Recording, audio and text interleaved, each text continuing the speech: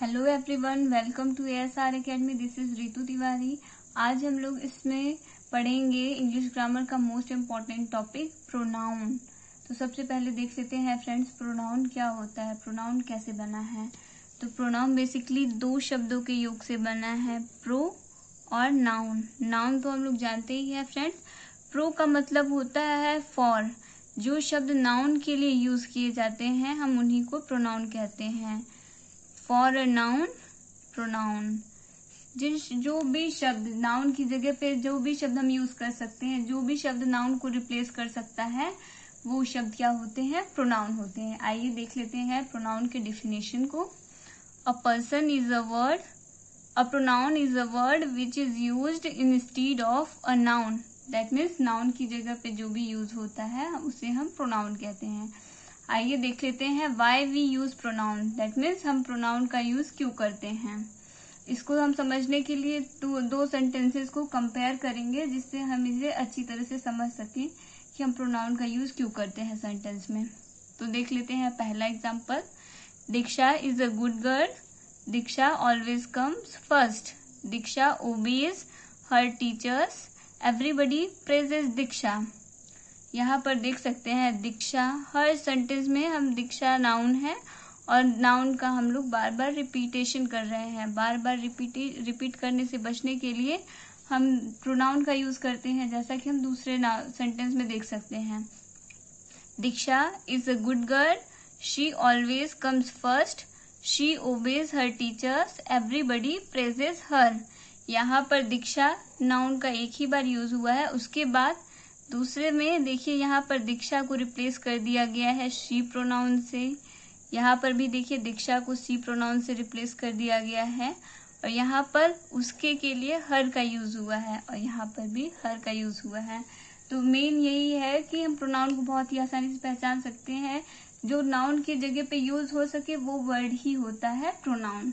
आइए देख लेते हैं प्रोनाउन के प्रकार, काइंड्स देख लेते हैं कितने टाइप के प्रोनाउन होते हैं इंग्लिश लैंग्वेज में।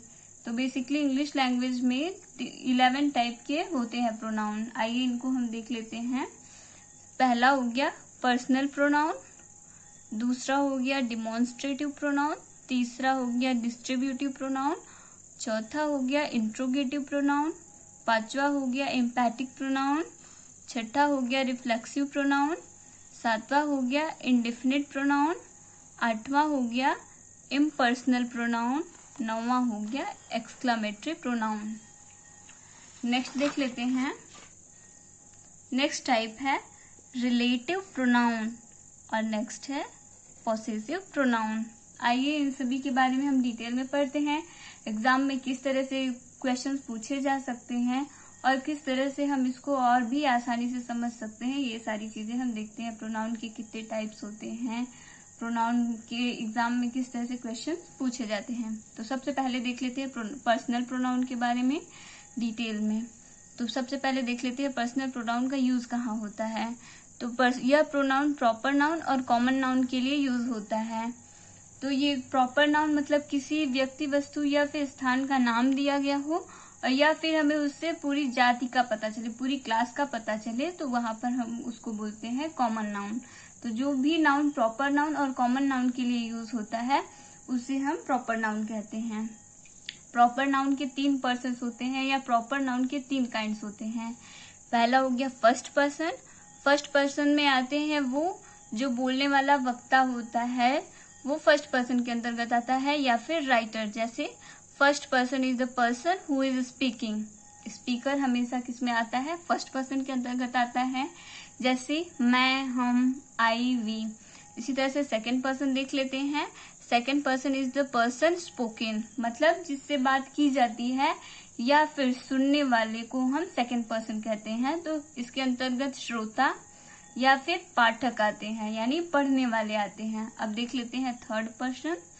Third person is the person spoken of, मतलब जिसके बारे में बात की जाती है वो लोग हमारे किस में आते हैं, थर्ड पर्सन के अंतर्गत आते हैं। आइए देख लेते हैं इन पर्सन्स के केसेस। जैसे पहला हो गया फर्स्ट पर्सन, इसके अंतर्गत कौन कौन से प्रोनाउन आते हैं, तो आई आता है और वी आता है। तो फ्रेंड्स, इससे पहले मैंने केसेस के वीडियोस को अपलोड किया है, तो आप वो सारे वीडियोस अगर देख लेते हैं तो ये आपको और भी अच्छे से समझ में आएगा। जैसे पर्सन के 3 केसेस होते हैं, नॉमिनेटिव केस, ऑब्जेक्टिव केस और पॉसेसिव केस। नॉमिनेटिव केस में जब प्रोनाउन सब्जेक्ट के रूप में यूज होता है किसी सेंटेंस में, तो वो नॉमिनेटिव केस में होता है, और अगर किसी सेंटेंस में एज अ ऑब्जेक्ट यूज हुआ है तो वो ऑब्जेक्टिव केस में होगा, और किसी नाउन या प्रोनाउन पर पोजीशन दिखाने के लिए, अधिकार दिखाने के लिए, संबंध दिखाने के लिए अगर यूज हुआ है तो वो पॉसेसिव केस में होगा।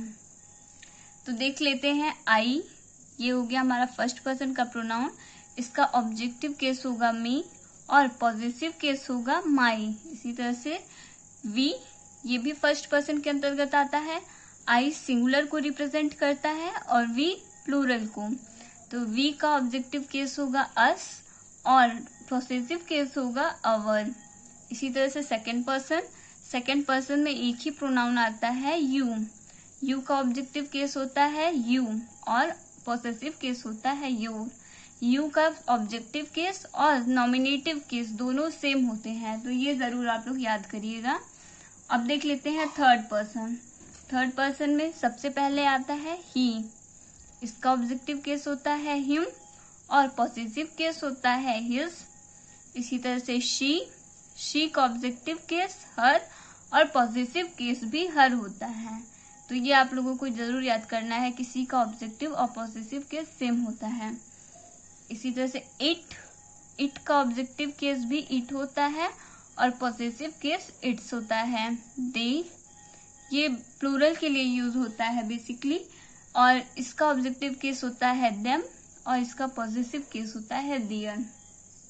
आइए देख लेते हैं पर्सनल प्रोनाउन के यूजेस और उसमें हमें क्या क्या ध्यान रखना होता है, किस तरह के क्वेश्चंस एग्जाम में पूछे जाते हैं और हमें क्या क्या पॉइंट्स है जो कि बहुत इंपॉर्टेंट है, इनको भी हम देखेंगे। जैसे पहला रूल देख लेते हैं, जब किसी वाक्य में तीनों पर्सन एक साथ आए हों तो उन्हें 2, 3, 1 के क्रम में लिखना चाहिए।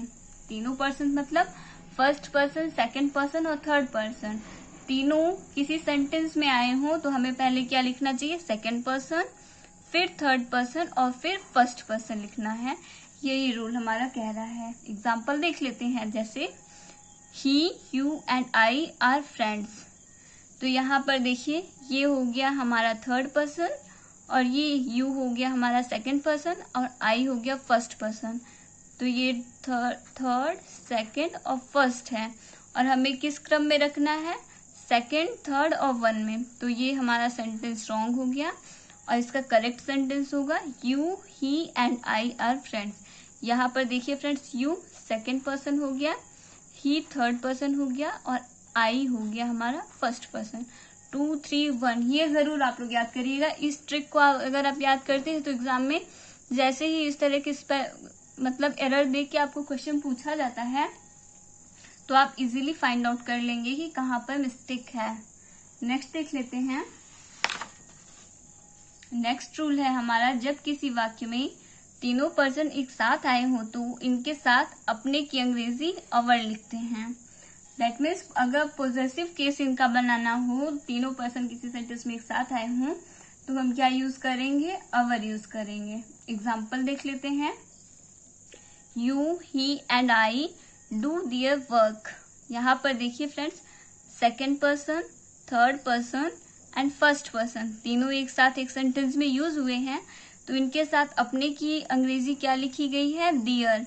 लेकिन हमें दियर नहीं यूज करना है तो इसलिए ये हो गया रॉन्ग। हमें दियर की जगह पे क्या यूज करना है, आवर यूज करना है। जैसे you, he and I do our work, तो ये हो गया राइट आंसर हमारा। नेक्स्ट क्वेश्चन देख लेते हैं, नेक्स्ट रूल देख लेते हैं, सॉरी। अगर second person and third person एक साथ आए हों तो इनके साथ अपने की अंग्रेजी योर लिखते हैं। इससे पहले हमने देखा जब तीनों पर्सन एक साथ आए हों तो अपने की अंग्रेजी हम क्या लिखते थे, अवर लिखते थे। लेकिन जब सेकेंड पर्सन और थर्ड पर्सन आए हों तो हम इनके साथ अपने की इंग्लिश क्या लिखेंगे, योर लिखेंगे। एग्जाम्पल देख लेते हैं, you and he do his work.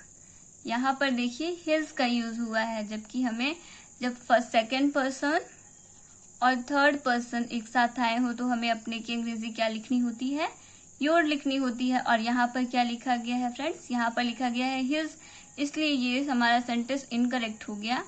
और ये देखिए दूसरा example, you and he do your work, यहाँ पर योर का यूज हुआ है और सेकेंड पर्सन और थर्ड पर्सन प्रोनाउन है, तो ये सेंटेंस हमारा एकदम सही है। देख लेते हैं नेक्स्ट रूल। नेक्स्ट रूल हमारा क्या कहता है, नेक्स्ट रूल हमारा कहता है लेट या किसी प्रीपोजिशन के बाद आया हुआ प्रोनाउन हमेशा ऑब्जेक्टिव केस में होता है। तो ये जरूर याद रखिएगा फ्रेंड्स, जैसे लेट मी, लेट अस, ऐसे करके कुछ सेंटेंसेस होते हैं, तो हमेशा लेट के बाद या फिर कोई प्रीपोजिशन हो तो उसके बाद अगर किसी प्रोनाउन का यूज होता है तो वो हमेशा ऑब्जेक्टिव केस में ही होगा। देख लेते हैं एग्जाम्पल्स कुछ। पहला एग्जाम्पल देख लेते हैं, let I do this work. यहाँ पर आई हमारा नॉमिनेटिव केस में है, जबकि हमने रूल ये पढ़ा है कि आई के लेट के बाद जो ना प्रोनाउन आता है वो किस में होता है, ऑब्जेक्टिव केस में होना चाहिए, इसलिए हमारा ये सेंटेंस इनकरेक्ट हो गया। इसी तरह से फ्रेंड्स एग्जाम में क्वेश्चन पूछे जाते हैं, थोड़ा सा मिस्टेक किया रहता है जिससे हमें आइडेंटिफाई करना होता है, और बस हम अच्छे से अगर पढ़े रहें तो बहुत ही आसानी से हम कर सकते हैं। देख लेते हैं second example, let me do this work. यहाँ पर लेट आया है और लेट के ठीक बाद मी का यूज हुआ है। मी आई का ऑब्जेक्टिव केस होता है, तो लेट के बाद ऑब्जेक्ट आता है, ये रूल हमने पढ़ा है, तो ये सेंटेंस क्या हो गया हमारा, एकदम राइट हो गया। नेक्स्ट एग्जाम्पल देख लेते हैं, there is enmity between he and I. अभी इस रूल में हमने पढ़ा था कि लेट या फिर किसी भी प्रीपोजिशन के बाद अगर कोई प्रोनाउन आता है तो वो ऑब्जेक्टिव केस में होगा। तो यहाँ पर बिटवीन प्रीपोजिशन है और बिटवीन के बाद यहाँ पर ही और आई का यूज हुआ है, ही एंड आई। ही भी हमारा नॉमिनेटिव केस में है और आई भी हमारा नॉमिनेटिव केस में है, जबकि हमें यूज क्या करना है, ऑब्जेक्टिव केस, तो इसलिए ये सेंटेंस हमारा रॉन्ग हो जाएगा। नेक्स्ट देख लेते हैं, there is a enmity between him and me. यहाँ पर देखिए ही का ऑब्जेक्टिव केस हिम यूज हुआ है और बिटवीन प्रीपोजिशन तो है ही, और आई का ऑब्जेक्टिव केस मी यूज हुआ है, तो ये सेंटेंस हमारा राइट हो गया। नेक्स्ट रूल देख लेते हैं। ये रूल्स फ्रेंड्स एग्जाम के पॉइंट ऑफ व्यू से मोस्ट इम्पॉर्टेंट हैं, इन सारे रूल्स को आप लोग जरूर याद करिएगा और वीडियो को पूरा देखिए जिससे आपको प्रोनाउन अच्छी तरह से समझ में आए और एग्जाम में कभी भी प्रोनाउन से क्वेश्चन पूछे जाएं तो आप इजीली कर लें। वैसे इस वीडियो से बाहर कभी एग्जाम में पूछा ही नहीं जा सकता। नेक्स्ट देख लेते हैं रूल हमारा, माई, हर, योर, डियर, हिज और अवर को पॉसेसिव एडजेक्टिव भी कहते हैं। तो फ्रेंड्स अगर ये पॉसेसिव एडजेक्टिव है तो प्रोनाउन क्या होता है, पॉसेसिव प्रोनाउन भी होता है। तो आइए देखते हैं पॉसेसिव प्रोनाउन क्या होता है। इनके साथ कोई ना कोई नाउन जरूर आया रहता है। दैट मीन्स माई है अगर तो इसके जस्ट बाद हमें नाउन देखने को मिलेगा। अगर किसी सेंटेंस में हर का यूज हुआ है तो हर के तुरंत बाद हमें नाउन देखने को मिलेगा। योर यूज हुआ है तो योर के तुरंत बाद हमें नाउन देखने को मिलेगा। देयर के तुरंत बाद नाउन देखने को मिलेगा। हिज के तुरंत बाद हमें नाउन देखने को मिलेगा। इसी तरह से अवर के बाद भी हमें नाउन देखने को मिलेगा। क्योंकि फ्रेंड्स ये अगर एडजेक्टिव है तो एडजेक्टिव नाउन या प्रोनाउन की ही विशेषता बताता है, तो इसके जस्ट बाद नाउन होना तो पक्का ही है। अब देखते हैं पॉसेसिव प्रोनाउन कैसे पहचानेंगे हम लोग। माइन, हर्स, योर्स, देयर्स और अवर्स को पॉसेसिव प्रोनाउन कहते हैं और इनके बाद कोई नाउन नहीं आता। ये हमेशा याद रखना है friends, my, her, your, their, his और अवर के बाद कोई ना कोई नाउन जरूर आएगा। जबकि सेंटेंस में अगर माइन आया है, हर्स आया है, योर्स आया है, देयर्स आया है या अवर्स आया है तो इनके बाद कोई भी नाउन नहीं आएगा। देख लेते हैं एग्जाम्पल। यहाँ पर एग्जाम्पल देख सकते हैं आप लोग, your pen is black and my is blue.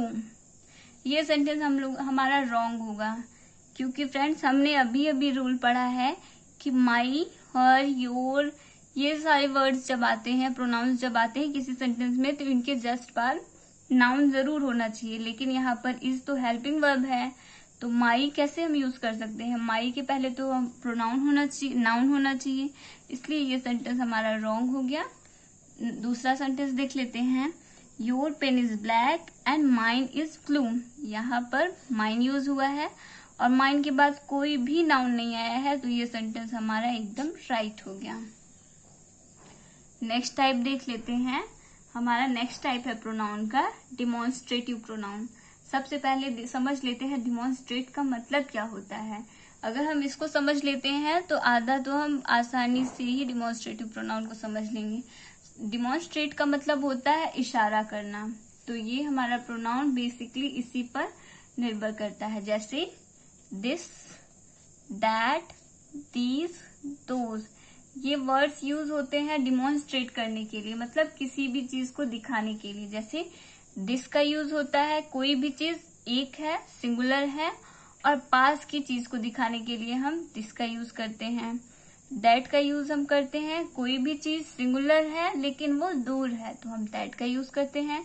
इसी तरह से दीज का यूज करते हैं हम। दिस का यूज करते हैं कोई चीज पास हो और वो प्लूरल हो।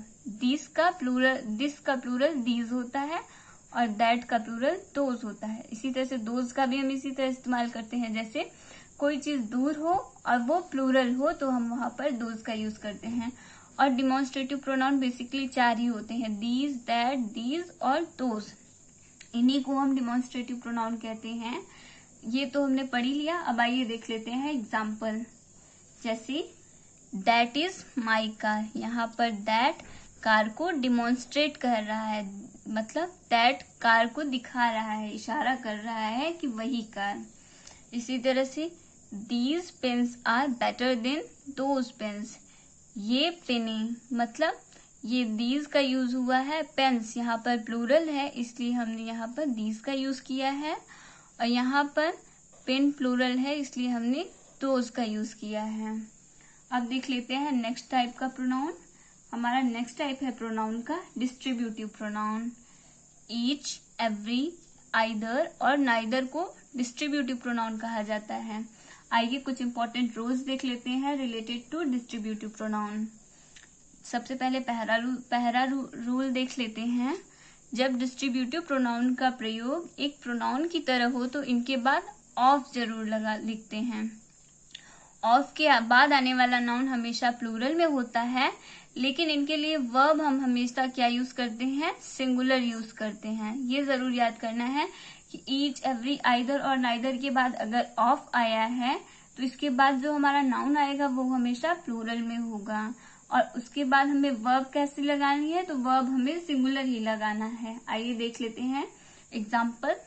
तो पहला हमारा एग्जाम्पल है each of boys have a pen. यहाँ पर ईच आया है, ईच के जस्ट बाद ऑफ हमें देखने को मिल रहा है। और बॉयज ये भी हमारा प्लूरल है, लेकिन हमने रूल में क्या पढ़ा है कि हमें भले ही हमारा नाउन प्लूरल हो लेकिन हमें है वर्ब क्या यूज करना है, सिंगुलर यूज करना है। यहाँ पर हैव यूज हुआ है, हैव प्लूरल होता है, इसलिए हमारा ये सेंटेंस रॉन्ग हो गया। वहीं दूसरे सेंटेंस को अगर हम देखते हैं, each of boys has a pen. यहाँ पर ईच के जस्ट बाद ऑफ हमें देखने को मिल रहा है, बॉयज देखने को मिल रहा है, ये प्लूरल है, और इसके साथ सिंगुलर हेल्पिंग वर्ब देखने को मिल रहा है, तो ये हमारा सेंटेंस बिल्कुल सही है। नेक्स्ट रूल देख लेते हैं। आइदर ऑफ, नाइदर ऑफ और बोथ ऑफ का प्रयोग केवल 2 संज्ञाओं के लिए होता है। दैट मीन्स इन सब वर्ड्स का हम यूज तभी करते हैं जब 2 नाउन के बारे में हमें बताना हो। आइदर ऑफ का भी, नाइदर ऑफ का भी और बोथ ऑफ का भी हम यूज 2 नाउन्स के लिए ही करते हैं। 2 से अधिक होने पर हम आइदर ऑफ की जगह पे एनी वन ऑफ का यूज करते हैं, नाइदर ऑफ की जगह पे हम नन ऑफ का यूज करते हैं। इसी तरह से यहाँ पे हम देख सकते हैं नाइदर ऑफ की जगह पे हम क्या यूज करेंगे, नन ऑफ, और बोथ ऑफ की जगह पे हम यूज करते हैं ऑल ऑफ। एग्जाम्पल देख लेते हैं। एग्जाम्पल देखिए, पहला एग्जाम्पल सबसे पहले देख लेते हैं। Any one of two will help you. यहाँ पे बात 2 की हो रही है तो हम यहाँ पर एनी वन का यूज नहीं कर सकते, इसलिए ये सेंटेंस हमारा रॉन्ग हो गया। यहाँ पर हमें क्या यूज करना चाहिए, आइदर यूज करना चाहिए। जैसे सेकंड सेंटेंस को हम देख लेते हैं। Either of two will help you. तो ये सेंटेंस हमारा हो गया बिल्कुल सही। इसी तरह से थर्ड देख लेते हैं, neither of 3 girls was selected. यहाँ पर 3 लड़कियों की बात हो रही है और हमने पढ़ा था आइदर ऑफ, नाइदर और बोथ ऑफ का यूज हम सिर्फ 2 के लिए यूज करते हैं, 2 नाउन्स के लिए। और 2 से ज्यादा अगर हो गई तो हमें क्या यूज करना होता है, नाइदर ऑफ की जगह पे नन ऑफ का यूज करना होता है, जैसा कि हम नेक्स्ट एग्जाम्पल में देख सकते हैं। जैसे none of 3 girls was selected, तो यहाँ पर 3 की बात हो रही है तो नन का ही यूज होगा। तो ये सेंटेंस हमारा बिल्कुल सही हो गया और ये वाला सेंटेंस हमारा रॉन्ग हो गया। नेक्स्ट एग्जाम्पल देख लेते हैं, both of the 4 boys is lazy. यहाँ पर हम देख सकते हैं बोथ ऑफ का यूज हुआ है, लेकिन बोथ ऑफ का यूज हम सिर्फ 2 के लिए ही करते हैं। और यहाँ इस सेंटेंस में बात कितने लोगों की हो रही है, 4 बॉयज की हो रही है, तो ये सेंटेंस हमारा रॉन्ग हो गया। वही दूसरे सेंटेंस में देखते हैं, all of the 4 boys is lazy. ये सेंटेंस हमारा बिल्कुल सही हो गया, क्योंकि 2 से ज्यादा की अगर बात हो रही है तो हम वहां पर ऑल ऑफ का यूज करते हैं। नेक्स्ट रूल देख लेते हैं, अगर कोई sentence distributive pronoun either of, neither of, every one of से शुरू हो तो इनके साथ अपने की अंग्रेजी हिज या हर होता है। ये डिपेंड करता है हमारे नाउन पर। जैसे एग्जाम्पल देख लेते हैं, either of the boys has done his work. यहाँ पर बॉयज है तो हम इसके साथ हिज लिख रहे हैं। और यहाँ पर दूसरे सेंटेंस में देखिए, नाइदर ऑफ द गर्ल्स, तो इनके साथ हम हर का यूज कर रहे हैं। नेक्स्ट रूल देख लेते हैं, हमारा नेक्स्ट रूल है, जब सब्जेक्ट ईच या एवरी से जुड़े हों तो इनके साथ अपने की अंग्रेजी पहले वाले सब्जेक्ट के अनुसार लगाया जाता है। दैट मीन्स अगर 2 सब्जेक्ट ईच या एवरी से जुड़े हों तो इनके साथ हम सब वर्ब किसके अकॉर्डिंग लगाएंगे, पहले वाले नाउन के अकॉर्डिंग। जैसे every man and every woman has done their work. यहाँ पर एवरी के साथ मैन देखने को मिल रहा है और एवरी के साथ वुमन देखने को मिल रहा है, तो हमें वर्ब की वो प्रोसेसिव एडजेक्टिव हम अपने की अंग्रेजी हम पहले वाले सब्जेक्ट के अकॉर्डिंग लिखेंगे। तो यहाँ पर मैन के अकॉर्डिंग लिखा जाना चाहिए, तो यहाँ पर डियर नहीं होगा, इसलिए हमारा सेंटेंस ये रॉन्ग हो गया। वहीं दूसरे एग्जाम्पल को देखें, every man and every woman has done his work. ये सेंटेंस हमारा सही हुआ क्योंकि मैन के अकॉर्डिंग यहाँ पर अपने की अंग्रेजी हमने इस सेंटेंस में लिखा है हिज। तो ये जरूर याद रखना है, 2 सब्जेक्ट एवरी से जुड़े हों अगर, तो हमें अपने की अंग्रेजी किसके अकॉर्डिंग लगानी है, पहले वाले नाउन के अकॉर्डिंग। नेक्स्ट प्रोनाउन देख लेते हैं, हमारा अगला प्रोनाउन का टाइप है relative pronoun. Who, which, whose, whom और दैट को रिलेटिव प्रोनाउन कहते हैं। नेक्स्ट देख लेते हैं, रिलेटिव प्रोनाउन से संबंधित कुछ रूल्स देख लेते हैं। तो पहला रूल है हमारा, रिलेटिव प्रोनाउन का प्रयोग हमेशा वहीं पर होता है जहां पर उसका एंटीसीडेंट आया होता है। एंटीसीडेंट मतलब फ्रेंड्स जिसके बारे में बात कही गई हो। तो हु का प्रयोग हम जिसके लिए कर रहे हैं उसका प्रयोग हु के जस्ट पहले होना चाहिए। आइए एग्जाम्पल के थ्रू समझने की कोशिश करते हैं हम इस रूल को। जैसे I met a boy yesterday who was blind. यहाँ पर ब्लाइंड शब्द का यूज हम किसके लिए कर रहे हैं, लड़के के लिए। तो हमने रूल में पढ़ा कि हु के ठीक पहले जिसके लिए हम यूज कर रहे हैं वो होना जरूरी है, तो इसलिए ये सेंटेंस हमारा रॉन्ग हो गया। यहाँ पर ये देखिए दूसरा sentence, yesterday I met a boy who was blind. यहाँ पर हु बॉय के लिए आया है तो बॉय जस्ट हु के पहले है, तो ये सेंटेंस हमारा सही हो गया।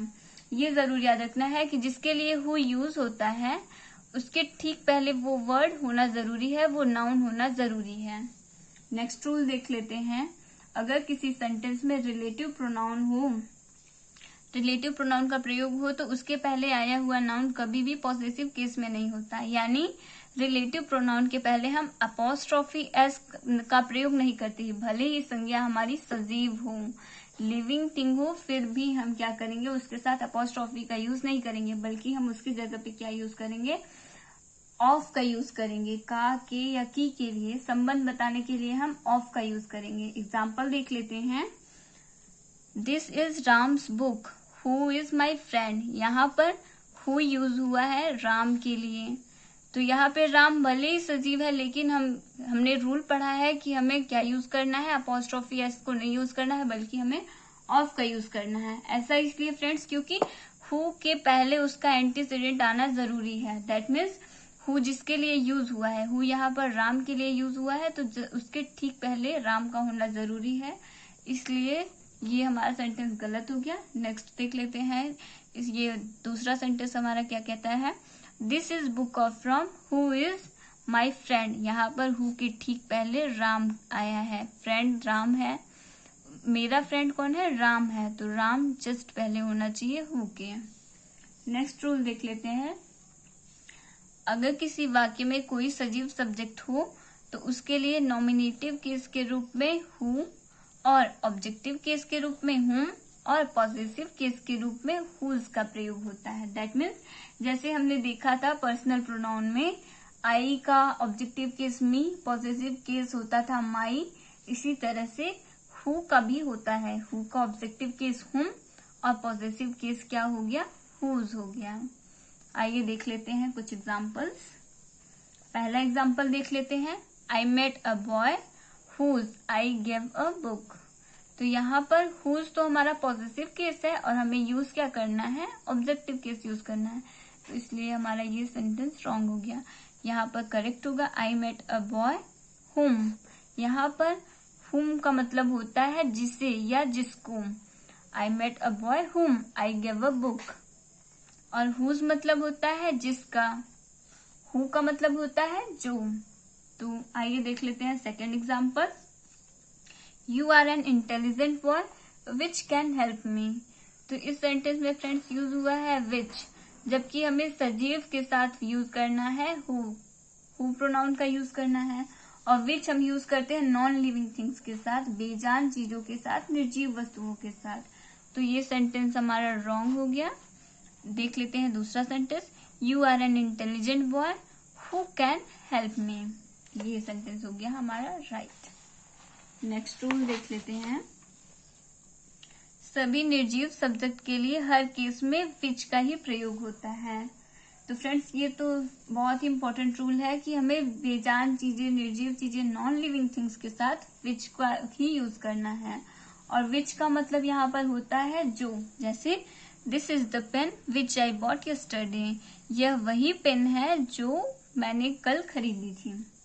नेक्स्ट रूल देख लेते हैं, all, much, little, something, anything, nothing, somebody, nobody, anybody, the only and the same plus noun के बाद हमेशा दैट रिलेटिव प्रोनाउन का यूज होता है। तो ये जरूर याद रखना है कि अगर ये सारे प्रोनाउंस अगर किसी सेंटेंस में यूज हुए हैं तो इनके बाद हमें रिलेटिव प्रोनाउन दैट का ही यूज करना है, या फिर हमें ये देखने को मिली कॉम्बिनेशन द सेम प्लस उसके बाद कोई ना कोई नाउन आया हो तो भी हमें क्या यूज करना है, दैट प्रोनाउन को यूज करना है। जैसे all which glitters is not gold. इस सेंटेंस में हम देख सकते हैं कि ऑल के बाद विच प्रोनाउन का यूज हुआ है, जबकि हमने यहाँ पे रूल पढ़ा था, ये रूल ऑल के बाद हमें क्या यूज करना है, दैट प्रोनाउन को यूज करना है। तो ये सेंटेंस हमारा रॉन्ग हो गया। फ्रेंड्स इसी तरह से एग्जाम में क्वेश्चंस दिए जाते हैं और थोड़ा सा बस उसमें मिस्टेक रहता है जिसे हमें फाइंड आउट करना होता है और हमारा क्वेश्चन बन जाता है और हम उसमें नंबर पा जाते हैं एग्जाम में।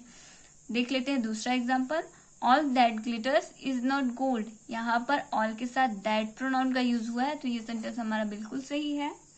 देख लेते हैं दूसरा example, this is the same book which I bought yesterday. यहाँ पर देखिए द सेम का कॉम्बिनेशन हमें देखने को मिल रहा है। तो जैसा कि हमने पढ़ा था रूल में, द सेम का कॉम्बिनेशन हमें दिखिए, उसके बाद कोई ना कोई नाउन, तो यहाँ पर बुक है हमारा नाउन, तो नाउन की जब द सेम प्लस नाउन हमें देखने को मिले ये कॉम्बिनेशन, तो हमें उसके साथ विच का नहीं दैट का यूज करना होता है, इसलिए ये सेंटेंस हमारा रॉन्ग हो गया।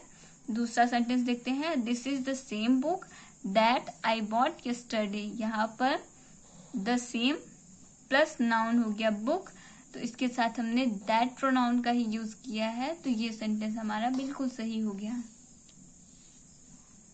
नेक्स्ट रूल देख लेते हैं, यदि किसी सेंटेंस में सच प्लस ए या एन प्लस नाउन आया हो तो इसके साथ जो कि अंग्रेजी एज लिखते हैं, हु, विच या दैट नहीं। इससे पहले हम हु, विच या दैट प्रोनाउन का ही यूज करते थे, लेकिन अगर किसी सेंटेंस में सच प्लस ए या एन प्लस नाउन देखने को मिले तो हम क्या यूज करेंगे, हम यूज करेंगे एज का यूज करेंगे। जबकि इससे पहले हमने देखा था द प्लस सेम प्लस कोई नाउन अगर हो तो हम वहां पर दैट का यूज करते थे।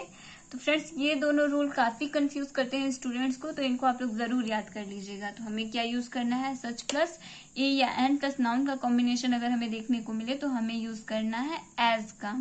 जैसे I didn't see such a boy as you, यहाँ पर एज का यूज हुआ है।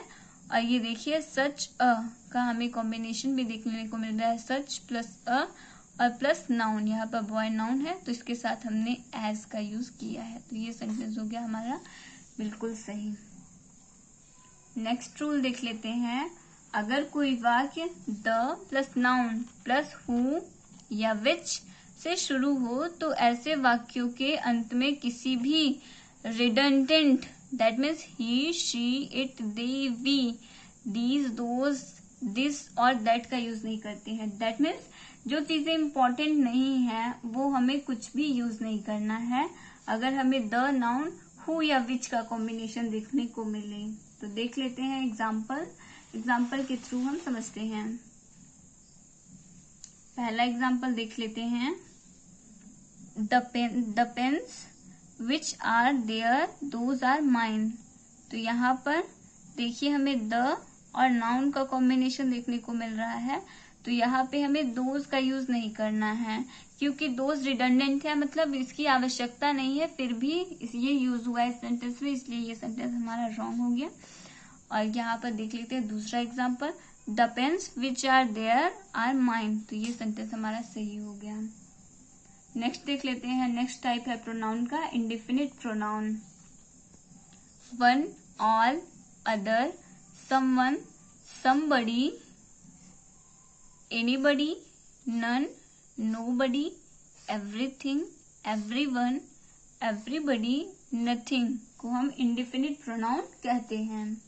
आइए इंडिफिनिट नाउन प्रोनाउन से जुड़े हुए कुछ रूल्स देख लेते हैं जो एग्जाम के पॉइंट ऑफ व्यू से बहुत ही इंपॉर्टेंट है। तो देख लेते हैं पहला रूल, इंडिफिनिट प्रोनाउन के साथ हमेशा हिज पॉसेसिव केस का प्रयोग होता है, देयर का नहीं। तो एग्जाम में हमेशा क्या किया जाएगा, इंडिफिनिट प्रोनाउन के साथ देयर पॉसेसिव केस का यूज किया जाएगा। इसी तरह के क्वेश्चंस एग्जाम में पूछे जाते हैं, तो ये रूल जरूर याद कर लीजिएगा आप लोग। आइए देखते हैं एग्जाम्पल के थ्रू हम इसे और भी अच्छे से समझ सकते हैं। जैसे everybody should do their work. तो यहाँ पे हमने इस रूल में पढ़ा था कि हम इंडिफिनिट प्रोनाउन के साथ किसका यूज करेंगे, हिज पॉसेसिव केस का यूज करेंगे, और यहाँ पर यूज किसका हुआ है, देयर का यूज हुआ है, तो इसलिए ये सेंटेंस हमारा रॉन्ग हो गया। देख लेते हैं दूसरा example, everybody should do his work. यहाँ पर हिज पॉसेसिव केस का यूज हुआ है, तो इसलिए ये सेंटेंस हमारा सही हो गया। नेक्स्ट रूल देख लेते हैं। वन एक ऐसा इंडिफिनिट प्रोनाउन है जिसके साथ अपने की अंग्रेजी हम क्या लिखते हैं, वंस लिखते हैं। दैट मीन्स वन के साथ पॉसेसिव केस हम क्या यूज करते हैं, वंस यूज करते हैं, हिज कभी नहीं। एग्जाम में हमेशा हिज देकर ही क्वेश्चन पूछ लिया जाता है। जैसे इसका एग्जाम्पल हम एक ले सकते हैं, one should love one's country. Next rule देख लेते हैं हमारा अगला टाइप प्रोनाउन का। पर्सनल प्रोनाउन के पॉसेसिव केस में सेल्फ या सेल्व्स जोड़कर रिफ्लेक्सिव प्रोनाउन बनाया जाता है। पर्सनल प्रोनाउन फ्रेंड्स जैसे I, we, you, they, he, she, it, इनके लास्ट में हम क्या जोड़ेंगे, और पॉसेसिव केस में हम सेल्फ ऐड कर देंगे या सेल्व्स ऐड कर देंगे, तो वो क्या बन जाएगा, रिफ्लेक्सिव प्रोनाउन बन जाएगा। जैसे आई का पॉसेसिव केस क्या होता है फ्रेंड्स, आई का पॉसेसिव केस होता है माई में हमने सेल्फ ऐड कर दिया, तो ये हो गया हमारा रिफ्लेक्सिव प्रोनाउन। इसी तरह से वी भी फर्स्ट पर्सन है, इसके साथ हम ऐड करेंगे सेल्व्स।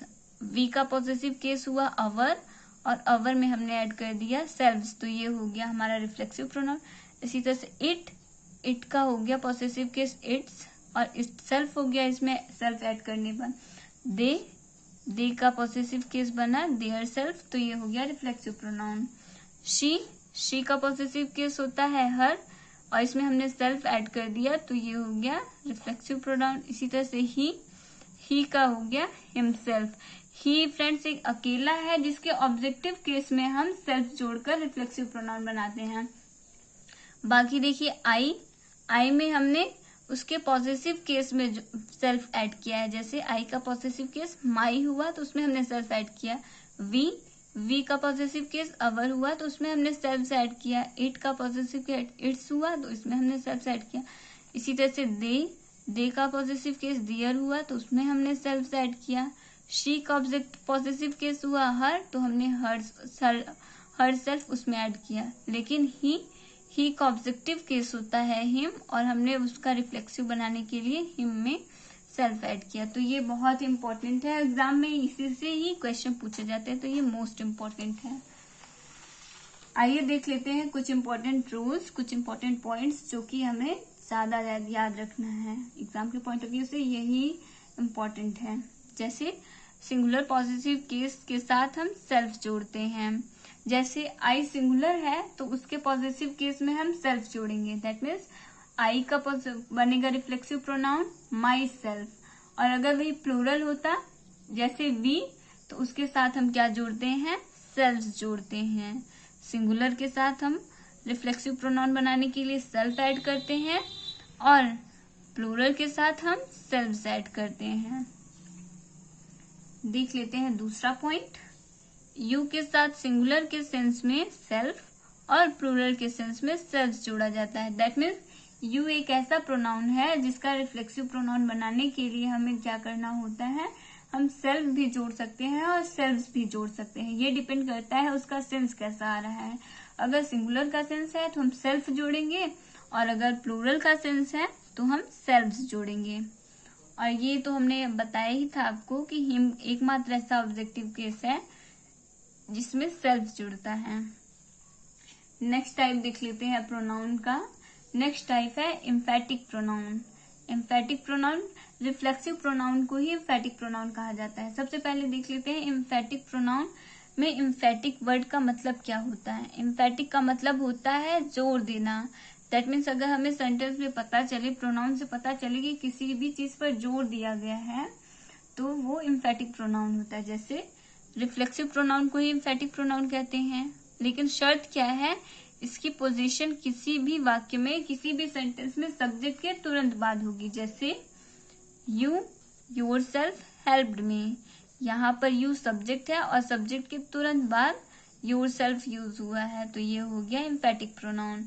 इससे पहले हमने देखा था रिफ्लेक्सिव प्रोनाउन में, तो ये सेंटेंस सब्जेक्ट के तुरंत बाद नहीं आता था, लेकिन एम्फेटिक प्रोनाउन में सिर्फ यही इसकी एक पहचान है कि सब्जेक्ट के तुरंत बाद अगर यूज होता है तो ये एम्फेटिक प्रोनाउन हो गया, और अगर सब्जेक्ट के लास्ट में यूज होता है तो ये रिफ्लेक्सिव प्रोनाउन हो गया। आइए एम्फेटिक प्रोनाउन से जुड़े कुछ रूल्स देख लेते हैं। जब किसी वाक्य में absent, enjoy, address, avail plural main verb के रूप में आया हो किसी सेंटेंस में, तो ये एम्फेटिक प्रोनाउन का प्रयोग जरूर होता है सेंटेंस में। जैसे ही enjoyed the scenery of Kashmir, तो यहाँ पर एंजॉय वर्ड यूज हुआ है, तो इसके साथ हमने रूल पढ़ा है कि जरूर हम इसके साथ एम्फेटिक प्रोनाउन का यूज करते हैं। जैसे इसमें तो हमने नहीं यूज किया, तो इसलिए ये सेंटेंस हमारा रॉन्ग हो गया। जबकि दूसरा एग्जाम्पल अगर हम देखें, ही enjoyed himself the scenery of Kashmir, तो यहाँ पर ही से बना हुआ हिमसेल्फ एम्फेटिक प्रोनाउन यूज हुआ है। ये जरूर याद करना है। 3-4 वर्ब्स ही हैं जिनके साथ एम्फेटिक प्रोनाउन का जरूर यूज होता है, absent, enjoy, address and avail. Next pronoun का टाइप है रेसिप्रोकल प्रोनाउन। आइए देखते हैं रेसिप्रोकल प्रोनाउन के बारे में। Each other and one and other को हम रेसिप्रोकल प्रोनाउन कहते हैं। रेसिप्रोकल प्रोनाउन में 2 ही वर्ड्स आते हैं, ईच अदर और वन एंड अदर। दोनों का ही मतलब होता है एक दूसरे से, लेकिन ईच अदर का यूज हम करते हैं 2 के लिए, और वन एंड अदर का करते हैं जब 2 से ज्यादा हों। तो रेसिप्रोकल प्रोनाउन बेसिकली यही होते हैं। आइए देख लेते हैं रेसिप्रोकल प्रोनाउन से जुड़े हुए कुछ रूल। पहला रूल है, जब किसी वाक्य में दो से अधिक सब्जेक्ट हो या फिर यह स्पष्ट न हो कि कितने सब्जेक्ट हैं, तो ऐसे सेंटेंसेस में वन एंड अदर का प्रयोग किया जाता है, जैसा कि मैंने पहले ही बताया था। आइए देख लेते हैं रूल, एग्जाम्पल्स देख लेते हैं जिससे हम और भी अच्छे से समझ सकें। तो पहला एग्जाम्पल देख लेते हैं, we should help each other. यहाँ पर वी से हमें पता नहीं चल रहा है कि सब्जेक्ट कितने हैं, तो हमें सब्जेक्ट की संख्या एग्जैक्ट नहीं पता है, तो हम इसलिए ईच अदर का यूज नहीं करेंगे, इसलिए ये सेंटेंस हमारा रॉन्ग हो गया, क्योंकि इस सेंटेंस में ईच अदर का यूज हुआ है। तो यहाँ पे हमें क्या यूज करना है, ईच अदर की जगह पे हमें यूज करना है वन एंड अदर। जैसा यहाँ पे हम देख सकते हैं सेकेंड सेंटेंस में, we should help one and other, तो ये सेंटेंस हो गया हमारा बिल्कुल सही। दूसरा एग्जाम्पल देख लेते हैं, the three brothers love one and other. यहाँ पर तीन भाइयों की बात हो रही है, तो यहाँ पर एक दूसरे के लिए क्या यूज हुआ है, वन एंड अदर शब्द। नेक्स्ट रूल देख लेते हैं, जब केवल दो ही सब्जेक्ट हो तो ईच अदर का प्रयोग होता है। जैसे एग्जाम्पल देख लेते हैं, Ram and Shyam should help each other, मतलब एक सब्जेक्ट हो गया राम और दूसरा श्याम, तो इसके साथ हम यूज कर रहे हैं ईच अदर का।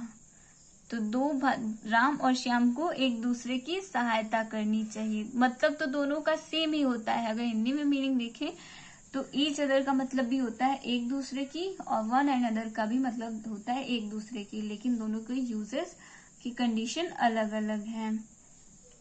दूसरा एग्जाम्पल देख लेते हैं,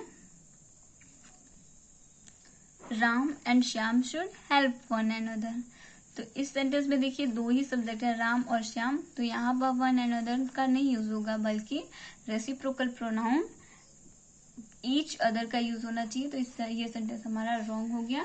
नेक्स्ट एग्जांपल देख लेते हैं, the two brothers love each other. तो यहाँ पर दो भाइयों की बात हो रही है, दो भाई एक दूसरे को प्यार करते हैं, तो यहाँ पर ईच अदर का ही यूज हुआ है, तो ये सेंटेंस हमारा बिल्कुल सही हो गया।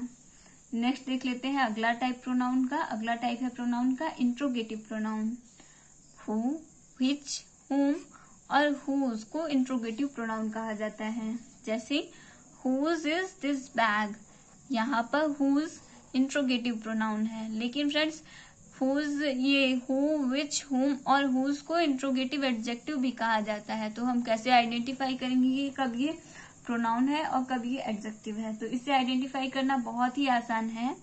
अगर हुज के तुरंत बाद हमें कोई नाउन देखने को मिलता है तो ये हो गया इंट्रोगेटिव एडजेक्टिव, लेकिन अगर हमें नाउन देखने को नहीं मिलता बल्कि कोई वर्ब देखने को मिल रहा है यहाँ पर, तो ये हो गया हमारा इंट्रोगेटिव प्रोनाउन। जैसा कि इस नोट में यही कहा गया है कि इंट्रोगेटिव प्रोनाउन को ही इंट्रोगेटिव एडजेक्टिव भी कहा जाता है, लेकिन ये इंट्रोगेटिव एडजेक्टिव तभी होते हैं जब इनके बाद कोई ना कोई नाउन आया हो। एग्जाम्पल देख लेते हैं, कहाँ पर एडजेक्टिव होगा हुज और कहाँ पर प्रोनाउन होगा। तो पहला एग्जाम्पल देख लेते हैं, हुज इज दिस बैग। यहाँ पर हुज के बाद हमें वर्ब देखने को मिल रहा है, तो इस सेंटेंस में हुज हो गया हमारा प्रोनाउन। दूसरा एग्जाम्पल देखिए, हुज बैग इज दिस। यहाँ पर हुज के तुरंत बाद हमें बैग देखने को मिल रहा है जो कि एक नाउन है, तो इस सेंटेंस में बैग हुज हो गया हमारा एडजेक्टिव। नेक्स्ट टाइप देख लेते हैं प्रोनाउन का। नेक्स्ट टाइप है प्रोनाउन का एक्सक्लामेटरी प्रोनाउन।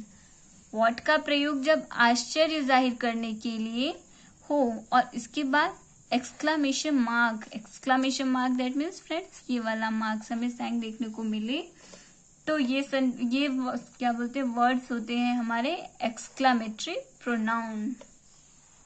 देख लेते हैं एग्जांपल्स जिससे हम इसे और भी अच्छे से समझ सकें। पहला एग्जांपल देख लेते हैं, व्हाट के तुरंत बाद हमें देखने को मिल रहा है एक्सक्लामेशन मार्क, उसके बाद you failed, what you failed, तो ये हमें पता चला कि ये हो गया हमारा एक्सक्लामेटरी प्रोनाउन। इसी तरह से दूसरा देख लेते हैं example, what you don't know my name. यहाँ पे व्हाट और तुरंत ही हमें देखने को मिल रहा है एक्सक्लामेशन मार्क, तो ये भी हो गया हमारा एक्सक्लामेटरी प्रोनाउन। नेक्स्ट टाइप देख लेते हैं प्रोनाउन का। नेक्स्ट टाइप है इम्पर्सनल प्रोनाउन। इट को हम क्या बोलते हैं, इम्पर्सनल प्रोनाउन कहते हैं। तो इट ही होता है जिसको हम इम्पर्सनल प्रोनाउन कहते हैं। आई होप फ्रेंड्स आपको मेरा ये वीडियो पसंद आया होगा। अगर वीडियो पसंद आया है तो प्लीज मेरे वीडियो को लाइक करें, चैनल को सब्सक्राइब करें और बेल आइकन जरूर प्रेस करिएगा, जिससे मेरी आने वाली वीडियोस की अपडेट आपको तुरंत मिल जाए। धन्यवाद।